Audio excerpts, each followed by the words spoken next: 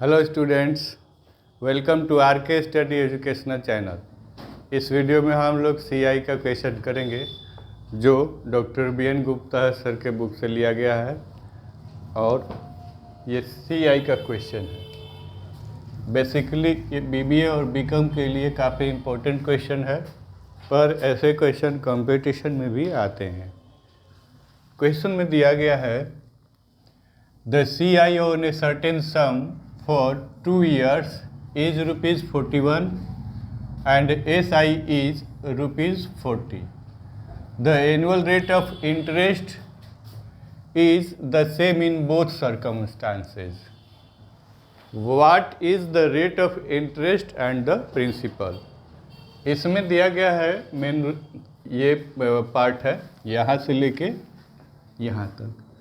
यहाँ से क्या निकल रहा है कि CI 2 इयर्स के लिए 41 रुपीज़ है और SI 2 इयर्स के लिए 40 रुपीज़ है। इसके बाद आपको दिया है कि दोनों ही कंडीशन में, दोनों कंडीशन कौन कौन से हैं, CI का और SI का, दोनों ही कंडीशन में रेट ऑफ इंटरेस्ट यहाँ दिया गया है कि एनुअल रेट ऑफ इंटरेस्ट दोनों ही कंडीशन में क्या है, सेम है। तो ऐसी स्थिति में जो SI के लिए R होगा वही CI के लिए भी R होगा। अच्छा, हमें निकालना क्या है, रेट ऑफ इंटरेस्ट और प्रिंसिपल, ये दोनों चीज़ें निकालनी है। तो हम प्रिंसिपल को x एज्यूम कर लिया है और रेट ऑफ इंटरेस्ट को R% पर एनम एज्यूम कर लिया। अब आगे बनाएंगे। क्वेश्चन के पार्ट में दिया गया है कि CI 2 इयर्स के लिए 41 रुपीज़ है और SI 2 इयर्स के लिए 40 रुपीज़ है। SI के लिए कॉन्सेप्ट ये दिमाग में रखिए कि SI कभी चेंज नहीं होता है। अगर 5 साल के लिए SI होगा तो उसमें 5 से भाग दे देंगे तो इक्वल ईयर का आ जाएगा। जो आएगा SI, मान लीजिए कि आपको 100 रुपया SI मिला 5 साल के लिए, 5 से उसमें डिवाइड कर देंगे तो 20-20 रुपया हर एक साल में आपको मिला। तो यहाँ पर 2 ईयर के लिए 40 रुपीज़ है, तो 1 ईयर के लिए क्या हो गया, 40/2, तो ये 20 रुपीज़ हो गया। इसको कट करेंगे, ये 20 हो जाएगा, 20 रुपीज़ हो जाएगा। CI और SI दोनों में एक चीज़ की समानता होती है, क्या है कि अगर पहले ईयर के लिए निकाला जाएगा तो CI और SI दोनों इक्वल ही आएगा। समझ में आएगा? आप लोग इसको बना लेंगे कि जैसे CI, जैसे हमारे पास P 100 रुपया है और R हमारे पास 5% है, T हमारे पास 1 ईयर का है, ठीक है। तो जब हम लोग SI निकालेंगे तो ये 100 × R PRT/100 होता है और ये R हमारा 5 है, तो ये कैंसिल होके कितना हो गया, ये 5 रुपीज़ हमारा SI आया। लेकिन जब CI निकालेंगे तो CI के लिए अमाउंट निकालेंगे, तो A = 100 × 1 + 5/100 to the power 1। यहाँ से ये कैंसिल हो गया तो ये 20 हो गया, तो ये 100 × ये 21/20 हो जाएगा, तो ये कैंसिल होके 5 टाइम्स में कैंसिल हो जाएगा, तो ये 105 आया। तो जब CI इसका निकालेंगे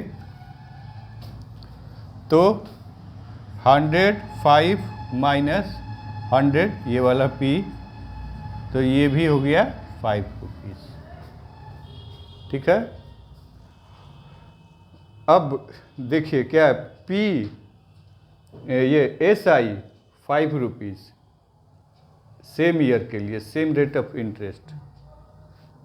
CI इसी के लिए 1 साल के लिए निकाला गया, तो ये 5 रुपीज़, दोनों इक्वल आ गए। तो यहाँ से ये बात आती है कि CI हमारा जो होगा फर्स्ट ईयर के लिए, for first year for first year.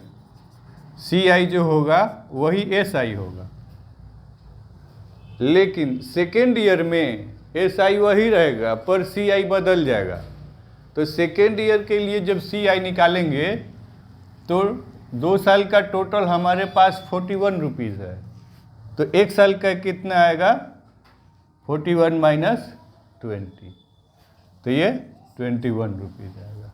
क्योंकि SI यहाँ से पता चल रहा है कि CI जो है जितना आएगा उतना ही SI भी आया।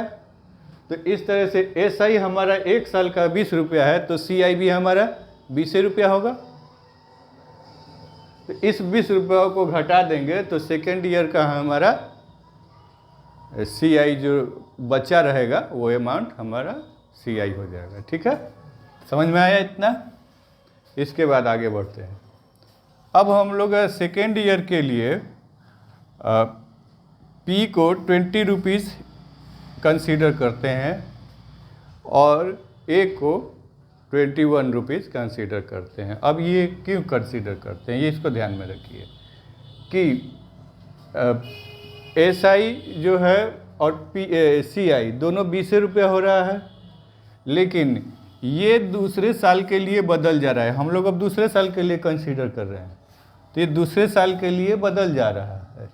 तो CI जो है उसका P बन गया, P में चला गया। ठीक, तो P को हम लोग 20 रुपया, जो पहले साल का CI है वो हम अब 20 रुपया कंसीडर कर लिए। ठीक, और दूसरे साल में ये बचा हुआ ये जो CI निकाले हैं, तो इस CI को हम लोग A कंसीडर कर लिए। तो इस तरह से दूसरे साल के लिए SI हमारा क्या होगा 21 माइनस 20, तो ये 1 रुपीज़ हो जाएगा। अब यही 1 रुपी को आगे लेके बढ़ेंगे। P ये 20 रुपीज़, SI हमारा 1 रुपीज़, और टाइम्स ये चूँकि सेकेंड ईयर का मामला था तो सेकेंड ईयर एक ही ईयर है ना, फर्स्ट ईयर के लिए नहीं करिए। ये नहीं कि यहाँ 2 है तो टाइम हम लोग 2 लिख देंगे, ऐसा कुछ नहीं। सेकेंड ईयर के लिए कंसीडर किया गया है, इसीलिए टाइम हमारा 1 ईयर होगा। तो टाइम 1 ईयर पर रख लिया गया। अब R को निकालेंगे तो फॉर्मूला क्या होगा SI into 100 divided by P into T। तो SI हमारा 1 रुपीज़ है और 100 लग गया है फॉर्मूला का, P हमारा 20 रुपीज़ है और टाइम हमारा 1 ईयर का है। कैंसिल कर देंगे, 5% हमारा रेट ऑफ इंटरेस्ट निकल गया। जब ये निकल गया तो इसके बिहाफ पर फिर आगे आएंगे।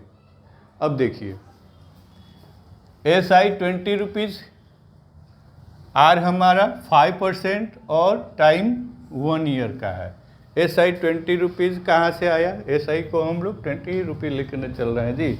यहाँ पर देखिए SI हमारा 20 रुपीज़ इसको लेके चले थे, और R क्या हो गया 5%, ये वाला 5% ले लिया गया, ये जो है आया है अभी इसको, और टाइम 1 ईयर का ले रहे हैं। तो SI के बिहाफ पर हम लोग P निकाल लेंगे, क्योंकि SI कभी भी इसमें एक ही आएगा ना, तो वही ले लिया गया, इसके लिए कोई टेंशन नहीं करना है। SI हम for first year, for second year, for third year SI हमारा इक्वल होगा, क्योंकि 2 ही साल का है तो दोनों साल में इक्वल होगा। तो SI हम इस तरह से 20 रुपये ले लिए, R यहाँ से निकाल लिए, और 20 रुपये वह जो है वो 1 ही साल का ना SI हो रहा है, इसलिए टाइम हम 1 ईयर का डाल दिए। एकदम कॉन्सेप्ट अच्छे से समझ लीजिए। अब क्या है P निकालेंगे, तो P हमारा SI into 100 divided by R into T। तो 20 है और ये 100 फार्मूला का, R हमारा 5% है, T हमारा 1 है, तो इसको कैंसिल कर दिए, ये 4 हो गया और यहाँ से ये 400 हो गया। ठीक है, तो इस तरह से R हमारा 5% आया और P 400 रुपीज़ आया। समझ में आ गया? यहाँ से वीडियो को पॉज करके नोट कर लें। मुझे उम्मीद है कि क्वेश्चन समझ में आ गया होगा। अगर कहीं इशू है तो दोबारा देख लें, क्वेश्चन अच्छी तरह से समझ में आ जाएगा। वीडियो को लाइक कर दें, चैनल को सब्सक्राइब कर लें ताकि आपको हमारे आगे आने वाले वीडियोस मिलते रहें। नोटिफिकेशन, बेल आइकन भी सब ऑन कर लीजिएगा। स्वस्थ रहें, आनंदित रहें। Thank you for watching the video.